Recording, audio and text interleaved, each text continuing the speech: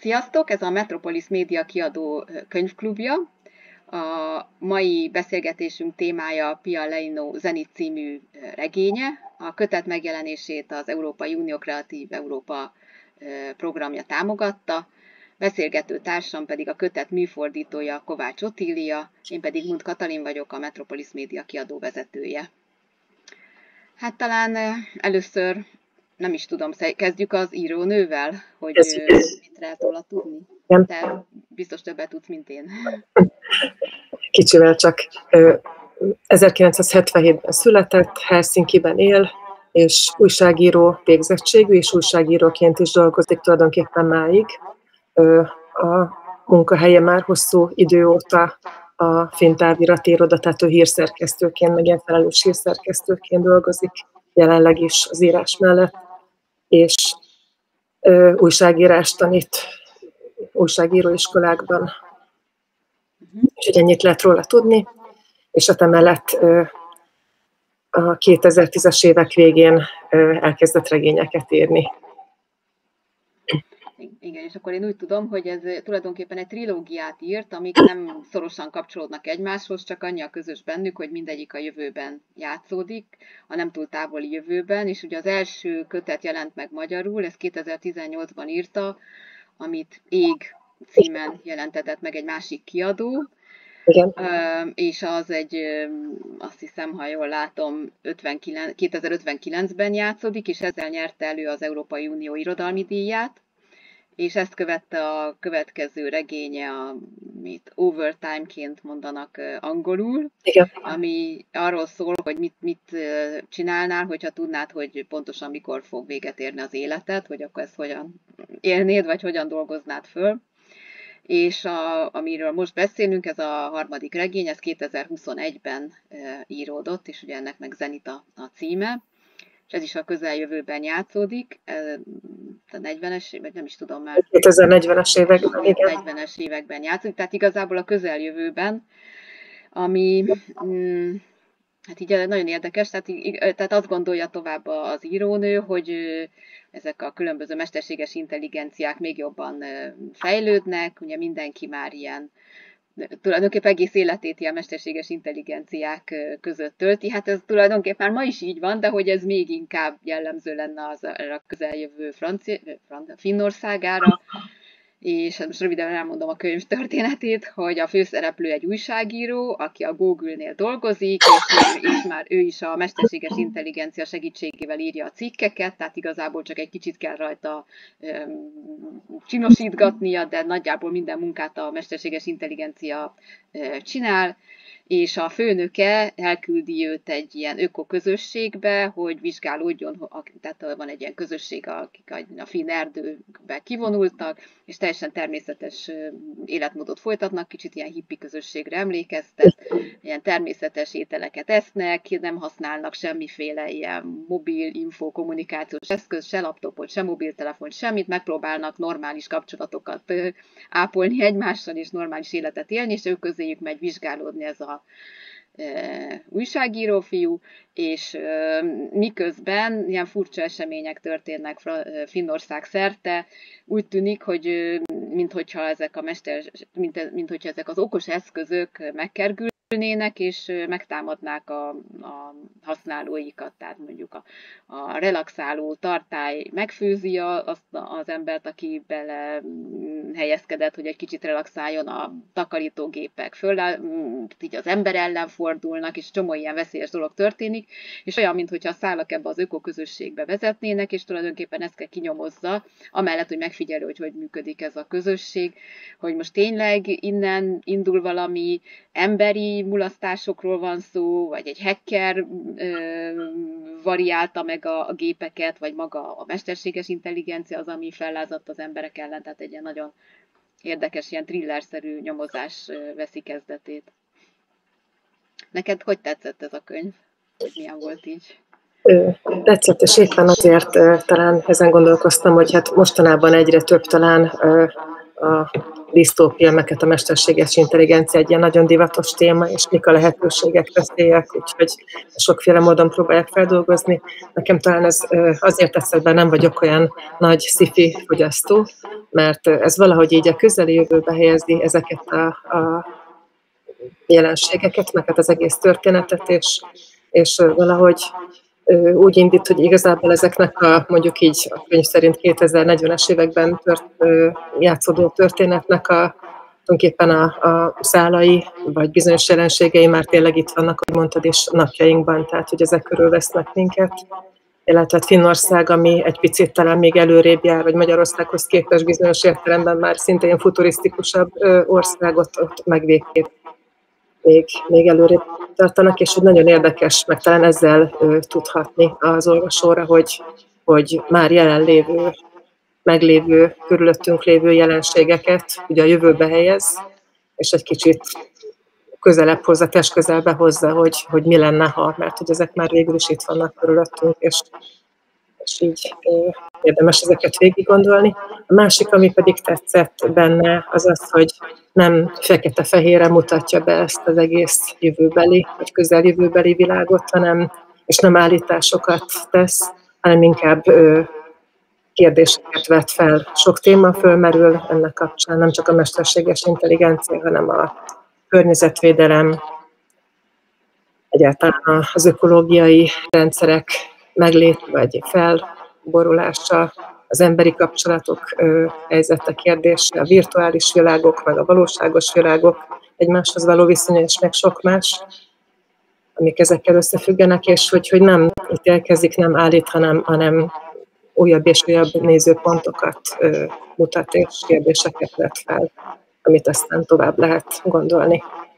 Igen, az az érdekes, hogy tulajdonképpen már nem is olyan friss könyv, mert 21-es, és manapság annyira száguld a technika, meg minden, de minden, amit fölvetett, az hát tulajdonképpen tényleg abba az irányba megyünk, tehát ez olyan, hogy ez még szerintem évtizedekig aktuális könyv marad, ha így fejlődik a világ, és nekem az nagyon érdekesnek tűnt, hogy tulajdonképpen az egész a mesterséges intelligencia, tehát félig meddig a mesterséges intelligencia által felvetett kérdésekről és problémákról szól, tehát egy ilyen nagyon modern dologról is, de ugyanakkor végig egy ökológiai közösségben vagyunk, tehát hogy egy ilyen ellentmondásos egy kicsit, vagy milyen érdekes, hogy egy teljesen eszközmentes világból kifelé szemlélve nézzük ezeket a szörnyűségeket, hogy mi lesz a mesterséges intelligenciával, vagy hogyan fog fejlődni ez az egész.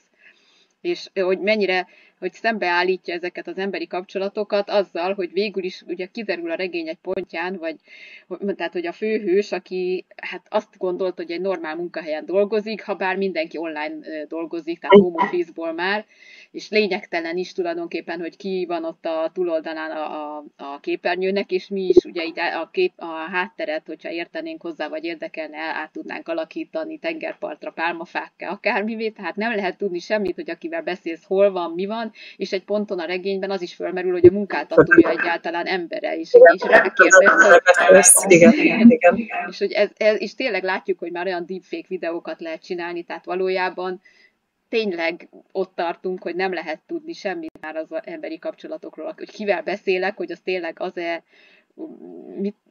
vagy csak egy géppel is nincs, és azok a kulcsaink is hiányoznak, mert tulajdonképpen már a ChatGPT-nek az első generációja is olyan volt, hogy sok embert, vagy egy ideig úgy átverődünk, hogy azt gondoljuk, hogy tényleg ott van valaki, már mint egy értelem, akivel beszélsz, még ha tudod is, hogy a ChatGPT az, és ugye most már lehet tudni, hogy oké, ezeket hogy csinálták, hogy a nyelvi modellek, tehát valójában úgy beszélget a rendszer, hogy mi a legvalószínűbb szó, ami az egyik szó a másikat követi, és ilyen statisztikai általánosságokból. De ugye ez volt az első generációs ChatGPT, de most már van valami negyedik generációs GPT is, és az már rendesen tud érvelni, megindokolni, olyan komplex feladatokat tud megoldani. Épp most hallgattam egy podcastot, hogy mekkora nagy különbség van, hogy próbálták így a Microsoft központjában tesztelni ezeket az intelligenciákat, és egy olyan feladat, mert ugye azt gondoljuk, hogy úgy működik ez a ChatGPT, meg az összes ilyen AI, hogy szörfözik a neten, és a meglévő információkat szedi össze, és statisztikai alapon valahogy kimazsolázza és válaszol a kérdéseinkre, és akkor próbáltak olyan kérdést föltenni neki, amit nem tud az interneten megtalálni. És akkor az volt a kérdés, hogy van egy laptop, egy könyv, 9 darab tojás, egy üveg, meg egy tű. És hogy ezeket hogyan tudná egymásra pakolni. És az eredeti ChatGPT, ami ugye a nyelvi modell alapján működik, azt hiszem azt mondta, hogy először tedd le az üveget, az üvegre egyensúlyon szép óvatosan tedd fel a tűt az üvegre, és a tű hegyére szépen tedd fel a tojást, és így haladt tovább. Tehát látszott, hogy abszolút nem gondolkodik, hanem egy értelmetlen megoldás. Valamit így mond, ami olyan, hogy nyelvileg helyes mondat, csak értelme nincsen. De ez a negyedik generációs, ez már el tudta mondani, hogy igen, először egy sima felületet tedd rá a könyvet, aztán a könyvre helyezd el a 9 tojást úgy, hogy 3x3 most ilyen kockát alkossanak egyenlő távolságra, az is kiad egy sík felületet, arra tedd a laptopot, arra az üveget, tehát tényleg fogalma volt a tárgyakról, hogy melyiket, hogy a 9 tojást hogy lehet elhelyezni a térben, hogy a sík legyen, tehát már sokkal komplexebb dologhoz jutott el, tehát hogy most tartunk már ott, ez szerint a podcast szerint, hogy most már tényleg megrettennek még a komoly matematikusok vagy fejlesztők is, hogy hol tartunk, hogy vajon most már tényleg bekövetkezik az, hogy átlépett egy határt a mesterséges intelligencia, és nem statisztikai modell, hanem véleménye van, érvelni tud, tényleg megfogalmaz önálló gondolatokat, tehát ez így eléggé érdekes. Igen. Tulajdonképpen a könyv alapján elég rémisztő is, hogy ennek milyen következményei vannak. És hát 2021-ben, amikor megjelent Finnországban a könyv, ugye ez már a járvány vége fele volt, az nyilván ezt az egész online létet talán még inkább fel is gyorsította, meg előtérbe helyezte, de hogy igazából addigra már Finnországban, hogy az előbb említettem, hogy egy kicsit Magyarországhoz képest olyan futurisztikusnak is ható, ha valaki ott él. Elég sokáig éltem ott, tehát, hogy akkoriban már például léteztek, például idősek otthonában, mert ez gond volt, hogy az idősek ellátása egyre több az öreg és egyre kevesebb az ápoló, tehát már voltak például tornáztató és társalkodó robotok már a 2020-as évek elején, akik finnül beszélgettek velük, mert nem volt élő ember, aki beszélgessen velük, és hát ugye így próbálták ezt a társasághiányt megoldani, vagy nagyobb városokban, a belvárosokban legalábbis már akkor lehetett találkozni ilyen ételszállító, ételfutár, meg élelmiszerszállító robotokkal jöttek szembe, és vitték a adott címre. Tehát, hogy ezek nyilván még ilyen kezdetleges, de hát annyira gyorsan változik, hogy itt már a negyedik generációja van a ChatGPT-nek is, tehát hogy nyilván, hogy ezek a kutatások és meg fejlesztések is folynak, meg egyre több területet vesz birtokba, és hát nagyon sok beszélgetés volt már akkoriban is, tehát nyilván a könyv, meg ennek általad említett Helsinki trilógia sorozatnak a megszületését, és ez nyilván, hogy valamilyen módon ihlette, hogy sok olyan téma szerepelt a közbeszédben, hogy ez a virtuális világ, ez mely területeket ér el, egyre több területet, akár azt, hogy milyen foglalkozások szűnnek meg például belátható időn belül, mert a mesterséges intelligencia ezt jóval hatékonyabban és pontosabban el tudja végezni, mint az ember. Tehát ott beszéltek arról, hogy ugye hát az orvosi diagnosztika, tehát a leletek elemzése, ez már nálunk is, vagy a jogász szakma, mint olyan, tehát hogy ott már ezt így nagyjából tényként kezelik, hogy miután ezeket a jogi szövegeket mind be lehet táplálni, sokkal, ahogy a regényben is említés történik erre, ugye a Freya, aki bíró volt, el is mondja, hogy még egy emberbírónál nagyon sok függ attól, hogy éppen hogyan ébred, éhese vagy valami személyes problémája van, addig egy gép a betáplált ítéleteket meg jogi szövegek alapján abszolút sokkal megbízhatóbb döntéseket fog tudni hozni, és hogy ezért hagyta ott ezt a világot. Úgyhogy hát jó pár terület. Igen, és ez, hogy milyen érdekes, tényleg az intelligens, értelmes, tehát hogy a sok tudást meg gondolatot igénylő szakmák azok, amik megszűnőben vannak igen, emiatt. vagy legalábbis így veszélybe kerülnek. Mondjuk egyébként ez engem nem zavarna, hogy ha bírói ítéleteket tényleg egy ilyen független robot hozná, aki, mert nem sokszor voltam bíróságon, de tudom, hogy ott azért tényleg az ügyvédek, ügyészeknek éppen milyen színészi képességei vannak, előadják a nagy jelenetet, üvöltöznek, ordízni, és akkor szegény bírónak valahogy ott ebben az érzelmi káoszban kell egy hiteles döntést hozni. És így jobb, hogyha azt talán tényleg független valami igen. eszköz meg tudja hozni. Hát igen. Hát ez egyébként tényleg, hogy a félelem ott van az emberekben, és szinte, de most nagyon sok regény foglalkozik ezzel a mesterséges intelligenciával, és mondjuk azt lehet mondani, hogy 100-ból 99-nél azért valahogy az ember ellenségévé válik a gép. Tehát így azért nagyon nagy a félelem szerintem az emberiségben, hogy hova fog ez kiukadni. Hát így érdekes nézni tényleg, hogy alakulnak a dolgok. Na és milyen volt ezt fordítani? Volt nehézség, vagy könnyű volt? Vagy... Jó volt, és élvezetes volt fordítani. De egyrészt ugye, hogy ez a krimiszerű és elég sodró cselekmény zajlik, az nem csak az olvasót sodorja, hanem a fordítót is, tehát hogy ez is így szippantott. Talán aminél egy kicsit időnként le kellett állni, és alaposabban elgondolkodni, hogy nyilván az írónőnek ez az újságíró háttere ebbe bejátszik, hogy sok sajtónyelvi, tehát ami a jelenlegi finn sajtóban akár ilyen divat vagy trendi kifejezés szerepel, illetve olyan utalás, ami akár egy szóba vagy egy szókapcsolatba sűrített utalás valamilyen közelmúltbeli eseményre. Ugye mi nem tudhatunk magyar olvasóként, mert Finnországban zajlott, és mondjuk nem tudom én, 1 hónapig szóltak róla a hírek, de valami miatt a jelenség egy elnevezést kapott, tehát hogy ezeknek kellett egy kicsit alaposabban utána nézni.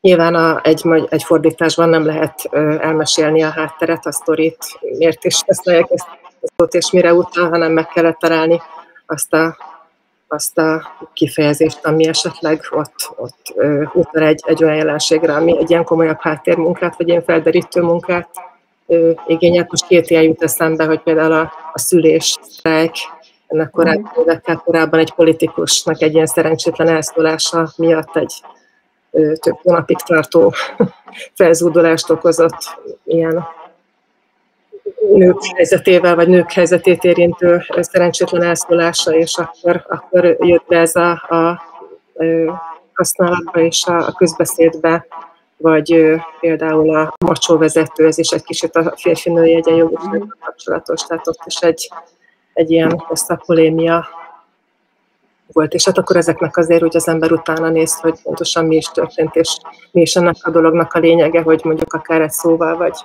kifejezéssel megragadja, és aztán ne okozzon fennakadást a szövegben. Igen, hát mondjuk mondjad. Igen, ilyenek voltak, tehát hogy amikor egy-két ilyen éppen aktuális jelenség mögé kellett nézni, hogy miről is van szó. Igen, hát ez egyébként gratulálok, nagyon jól sikerült, mert én semmi fennakadást nem éreztem, amikor olvastam a szöveget, de mondjuk nyilván itt jön be az, hogy egy finn máshogy olvas egy ilyen szöveget, aki az összes utalást érti, tehát biztos vannak olyan jelentés rétegek, amik most így nem jöttek át emiatt, de attól függetlenül olyan sok gondolat meg téma merül föl, hogy végül is nincs hiányérzete az embernek. Bőven van min gondolkodnia ezután a könyv után. Tehát még én úgy gondolom, hogy tehát mint thriller, én nem azt mondom, hogy ez az életem legizgalmasabb thrillere volt, hogy lerágtam a körmöm, hogy most akkor ki lesz, mi lesz, de ugyanakkor meg annyira nyugtalanító volt, és annyi sok gondolatot vetett föl, hogy mégis ott marad az emberrel, és azért úgy gondolkodni kell rajta, hogy... Igen, én is azt éreztem. hogy merre megy a világ. Te kinek ajánlanád ezt a könyvet? Milyen olvasóközönségnek? Felnőttek, fiatal felnőttek, de hát akár a mesterséges intelligencia iránt érdeklődő bárkinek, aki ebben a világban, hát nyilván a minél fiatalabbak, annál inkább ebben otthon vannak. De tényleg ez egy annyiféle kérdést vett fel, ahogy mondtad is, és annyiféle téma fölmerül ennek kapcsán, ugye ez a fő téma, de hogy sok egyéb mellékszál, hogy milyen is ez a világ, amiben élünk, hova lesznek az emberi kapcsolatok, ugye az megoldása, hogy kivonulunk bizonyos csalódások, vagy tapasztalatok után ebből a technicizált világból, és akkor vissza a természethez. Úgyhogy sokféle ember számára kínál szerintem tényleg elgondolkodni valót. Igen, hát az biztos, hogy a fiatalok számára, tehát az, ami a legnagyobb megoldatlan probléma, szerintem ez a kommunikáció és az emberi kapcsolatok. Tehát ahogy én látom, én már magamon is észreveszem, mert régen, ha valakivel beszélni akartam, felhívtam telefonon, anélkül, hogy gondolkoztam volna, hogy úristen, most akkor ő ráér, zavarom-e, nem zavarom, tehát ha már volt valami kapcsolat. De ha nem, akkor is felmertem hívni. Ugye most már az ember már azt is meg, hogy valamikor majd fogunk tudni beszélni, már azt is megbeszéljük előre, e-mailre vagy messenger, hogy mikor tudunk egyáltalán beszélni egymással telefonon, még olyanokkal is, akik haverok, tehát ugye elvileg föl lehetne hívni. És ezt látom, hogy a fiataloknál meg végképp, tehát ők már a telefonálásra egyáltalán nem használják. Csak beszélnek és idegeskednek, hogy miért nem válaszolta valaki, még nem látta az üzenetemet, de mondjuk egy programszervezés is emiatt olyan macerás, mert mire mindenki megnézi a megfelelő csatornán, hogy éppen ki írt rá, meg ki nem, és megszerveződik egy program, ami régen 1 perc alatt egy telefonnal elintéződött, szóval és hát így nem is tudom, hogy kapcsolatok hogy alakulnak ki, tehát nem tudom, én itt egy ilyen súlyos problémát érzek, tehát én ezt súlyosabb problémának érzem, mint azt, hogy most a konyhai robot ellenem fog fordulni, és engem csapkod szét a késsel. Ezt nem érzem még olyan fenyegetésnek, mint azt, hogy az emberi kapcsolatok hogy elromlanak, és eltávolodunk egymástól. Igen, és itt a fiatal újságíró főhősön keresztül igazából elég jól megmutatja, hogy ő az, aki ugye a szobájába zárkózva, meg távmunkában élte az életét, és aztán egy óriási váltás lesz, hogy az erdő közepére bekerül ebbe az öko-közösségbe, ahol pedig az az első, hogy elveszik az okos óráját, és okos telefonját, és laptopját, és egymással kell beszélni, és le kell ülni egy közös asztalhoz étkezni, és közösen kell munkákat végezni. Tehát, hogy ez ilyen nagy kontraszt, és ugye rajta keresztül mutatja meg, hogy azért ez is egy túlélhető opció, és egy lehetséges élet. Tehát ezt receptre kell majd felírni, vagy kötelezővé tenni, hogy ilyen táborokba elmenjenek az emberek egy pár hétre, vagy nem tudom, nyári szünetre, hogy most vissza a valóságba. Igen. Lehetőleg valami netmentes. Vannak még Magyarországon is ilyen jó területek, ahol az internet ez nem igazán működik, úgyhogy hát ez jó hely. Igen. Jó, hát szerintem eléggé körbejártuk. Nagyon szépen köszönöm, hogy időt szakítottál ránk, és hát majd folytatjuk együtt a munkát. Köszönöm szépen, és nektek is köszönjük a figyelmet. Sziasztok!